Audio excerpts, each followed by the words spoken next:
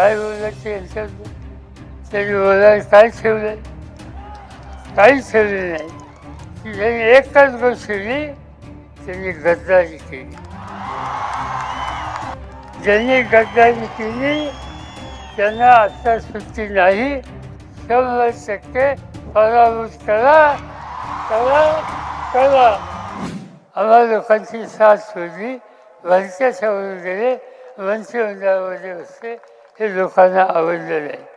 आता हे लोक सांगत असतात, खोटं सांगतात लोकांना. काय सांगतात? आमच्या आणि पवारसाहेबांचे संबंध अतिशय गोड आहे. ही गोष्ट अजिबात खरी नाही. म्हणजे जनतेला फक्त ते सांगतात,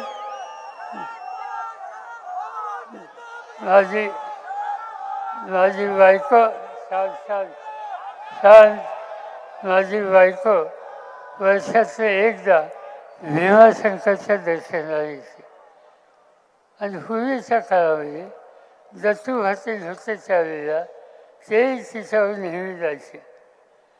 आता हा उद्योग ज्या दिवशी त्यांनी केला, आम्हा लोकांची साथ सोडली, चुकीच्या लोकांच्यावर गेली, त्याच्यानंतर माझी बायको फरवा भीमाशंकरला गेली.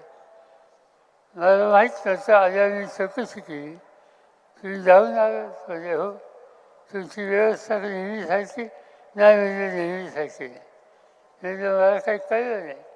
ज्यांनी तुम्हाला सोडलं त्यांच्या दारात आम्ही गेलो नाही, आम्ही डायरेक्ट भीमाशंकरच्या दारात. तेच त्यांनी सांगितलं. ते सांगतात, दिलीप सांगतात, निवडणूक आल्या पवारसाहेबांची, माझ्याबद्दल काही बोलणार नाही. काय बोलायचं यांच्याबद्दल?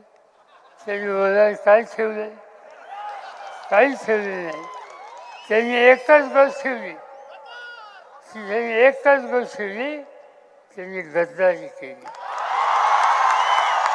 आणि जो गद्दारी करतो त्या गद्दारांना शिक्षा द्यायची असते. 350 वर्षाच्या पूर्वी, 350 वर्षाच्या पूर्वी शिवछत्रपतींच्या नंतर संभाजीराजांची गणोजी शेठांनी गद्दारी केली, ती महाराष्ट्र विसरलेला नाही. गणोजीला आता सुट्टी नाही. ज्यांनी गद्दारी केली त्यांना आता सुट्टी नाही. आता एकच ठिकाण आहे, उद्याच्या तुमच्या मतदारसंघाच्या विधानसभेच्या निवडणुकीमध्ये माझा एकच शब्द तुम्हाला आहे की या निवडणुकीमध्ये वळसे भाषांना 100% पराभूत करा करा करा.